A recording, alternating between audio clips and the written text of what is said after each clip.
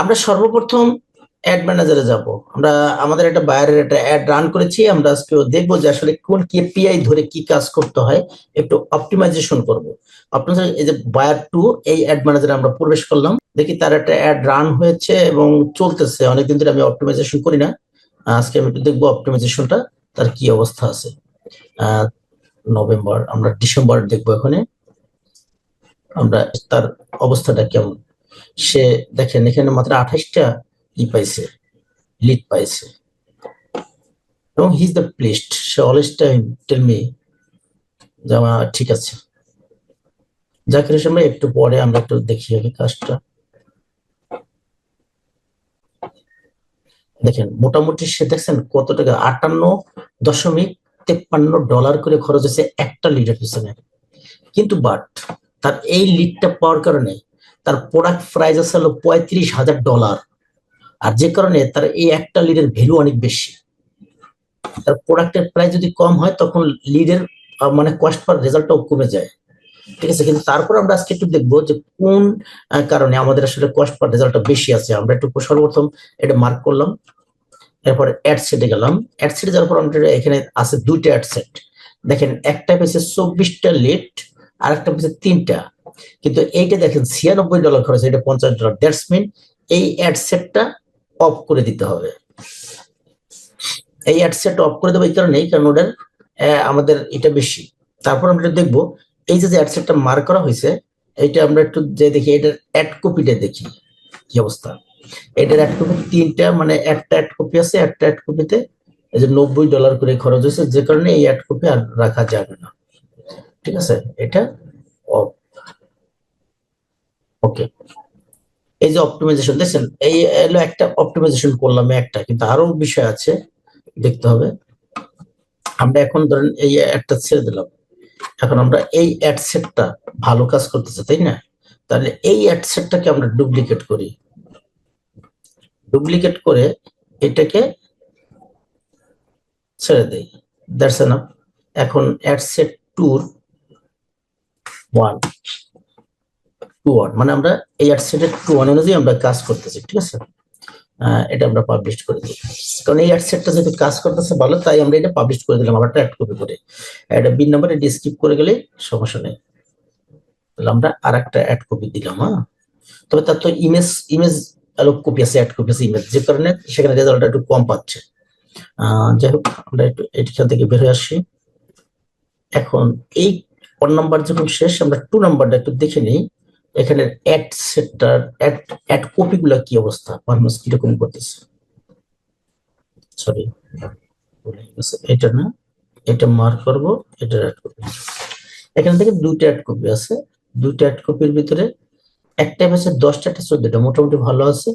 এটা 56, এটা 46, তার মানে এই অ্যাড কপিটা একটু বেশি কাটতেছে। আচ্ছা, কেন বেশি কাটতেছে সেটাও আমরা একটু দেখবো। আমরা এখান থেকে এখন আর এটা রিসার্চ করব না, আমরা এখন যাবো কেপিআই ধরে কাজটা করবো, ঠিক আছে। এটা মার্ক করে এই যে এখান থেকে অ্যাড রিপোর্টিং এটা অন করে দিই। অন করার পরে দেখেন তার রিচ হয়েছে 22,000 এত কে, ফ্রিকোয়েন্সি 3.8, সিটিআর 1.3। সিআরটা মোটামুটি ভালো আছে, কিন্তু অতটা ভালো না, ওর দরকার ছিল সিটিআর। তার মানে অ্যাড কপিতে প্রবলেম আছে। অ্যাড কপি মানে তার যে ইমেজটা দিয়েছি, ইমেজের ওইখানে প্রবলেম আছে কি, তার কন্টেন্টটা ভিডিও ভালো কন্টেন্ট না। কন্টেন্টটা যদি ভালো হতো তাহলে এখানে ভালো কিছু করা যায়। রিপোর্ট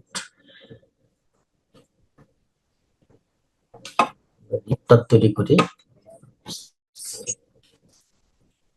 টোটাল অ্যাকাউন্টে এত আছে রিচ। আচ্ছা, অ্যাড ক্যাম্পেইন নেম দেই। নেটওয়ার্ক খুব স্লো কাজ করতেছে, তাই একটু সময় লাগবে, ঠিক আছে। ওকে, ক্যাম্পেইন দেখেন, লিডস ক্যাম্পেইন 1/24, ঠিক আছে। এটা না, ক্যাম্পেইন নেম আর কই, ক্যাম্পেইন ঠিক আছে এটাই, কিন্তু ক্যাম্পেইনের দেখেন এই যে অ্যাড সেট 1 2 3, এই যে আমাদের এখানে আছে টোটাল রেজাল্টটা। এখানে আমরা যে কেপিটা ধরবো, এই যে ম্যাট্রিক্সটা ধরতে হবে। আগে হলো ধরতে হবে প্ল্যাটফর্মটা, দেখেন যে আমাদের আসলে কোন প্ল্যাটফর্ম থেকে বেশি রেজাল্ট আসছে। এই যে প্ল্যাটফর্ম যদি দেখেন, all, Facebook, Instagram, audience network, unrecognised. এর ভিতরে দেখেন ইনস্টাগ্রাম থেকে এসে ফেসবুক, এই দুইটা থেকেই ভালো রেজাল্ট পাওয়া গেছে, ঠিক আছে। অর্থাৎ অডিয়েন্স নেটওয়ার্ক যেটা, এটা বন্ধ করে দিলেই সবচেয়ে বেটার, কারণ এটা একদম রেজাল্ট নেই। আনরিকগনাইজড অন এগুলো বন্ধ করে দিতে হবে, ঠিক আছে। আচ্ছা, গেল এটা, আমরা এটা দেখলাম। আর এখান থেকে আরো দেখা যাবে, দেখি এইজ, এইজটা আমরা দেখতে পারি যে আমাদের এইজ কত বছর বয়সের লোকেরা আমার এই অ্যাড গুলো বেশি দেখেছে। এখানে দেখেন 65, 55, 35, 35 থেকে মোটামুটি 24 থেকে 25 এগুলা খুব কম দেখেছে। 18 থেকে 24 মানে একদম কম, এগুলো প্রয়োজন ছিল না। সবচেয়ে বেশি হলো আমাদের এইখান থেকে 45 থেকে শুরু করে 65। তা আমরা এইখানে যদি অ্যাডগুলো থেকে আর এইগুলো যদি অ্যাভয়েড করে দিই তাহলে সবচেয়ে বেটার, কারণ যে এদিকে মনে করেন এই বয়সের লোকেরা দেখতেছে ঠিকই, কিন্তু দেখেন এখানে অ্যামাউন্ট স্পেন্ড হয়ে গেছে কত টাকা, অনেক টাকা। তাহলে এই এজ গুলা কিন্তু আমার প্রোডাক্টটা কিনতেছে না, ঠিক আছে। এইটা ঠিক আছে, এটা ঠিক আছে, কিন্তু এইটা হবে না, এটা বাতিল করতে হবে, ঠিক আছে। যাই হোক, এটা দেখবো। আরো দেখবো আমরা মেট্রিক্স গুলো দেখি। সর্বপ্রথম মেট্রিক্স গুলো হলো আমাদের এই যে রিচ, ফ্রিকোয়েন্সি, এগুলো বাদ দিয়ে দিই। ইমপ্রেশন, অ্যাডভার্টাইজমেন্ট, ঠিক আছে। পারচেস নাই, link click, CPC, click through, CPC, cost per link click, ওটা লাগবে না। সিপিএম আর সিটিআর, এই দুটো হলো মূল দেখতে হবে। সিপিএম এন্ড সিটিআর, এই যে হলো সিটিআর, সিটিআর কত পার্সেন্ট আছে এটা দেখলেই, এই দেখেন এটা এত কম, মানে 2%, মানে এই রেজাল্টটা বেশি ভালো না, আর যে কারণে এখানে রেজাল্ট খারাপ। এই সিটিআর, সিটিআর যদি মনে করেন কম হয়, এই যে পার্সেন্টেজ কম হওয়ার কারণে কি আমরা এখানে পারফরমেন্স আসতেছে ঠিক, কিন্তু বাট ভালো পারফরমেন্স না। 2 এর নিচে, 2 থেকে 3, ঠিক আছে, 2 এর নিচে যদি থাকে তাহলে মনে করুন ওটা ভালো রেজাল্ট দিচ্ছে না, ঠিক আছে।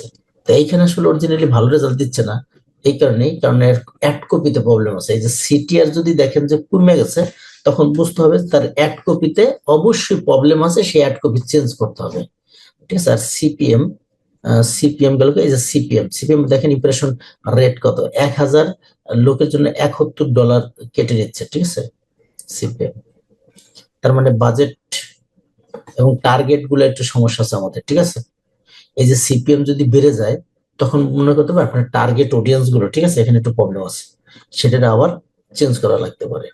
এই এইগুলা দিয়ে কিন্তু মূলত আপনি দেখতে পাবেন সিপিসি অল,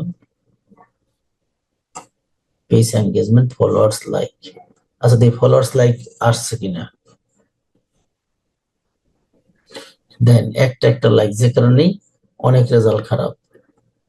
পেজ এঙ্গেজমেন্ট আসছে কেমন, এই যে পেজ এঙ্গেজমেন্ট দেখে 284, 284, মানে পেজ এঙ্গেজমেন্টও ভালো না। অতএব আফটার অল এই অ্যাড অত ভালো রেজাল্ট দিচ্ছে না, ঠিক আছে। এখন এটাকে কি অপটিমাইজেশন করতে হবে। আমার বায়ার আবার অপটিমাইজেশন করতে চেয়েছি, তার ভিডিও নাই নাই, এটা দিয়ে সে চালাইতে বলতেছে, যে আমি মাঝে মধ্যে অফ করে রাখি। সে বলছে না, অফ করছো কেন, তুমি অফ করবো না, এটা চালাই রাখো। এখন সে যদি বলে, আমার তো কিছু করার নেই। আমি দেখতেছি তার রেজাল্ট খুব খারাপ, ভিডিও প্লে সাইট 25%, এগুলো দরকার নাই।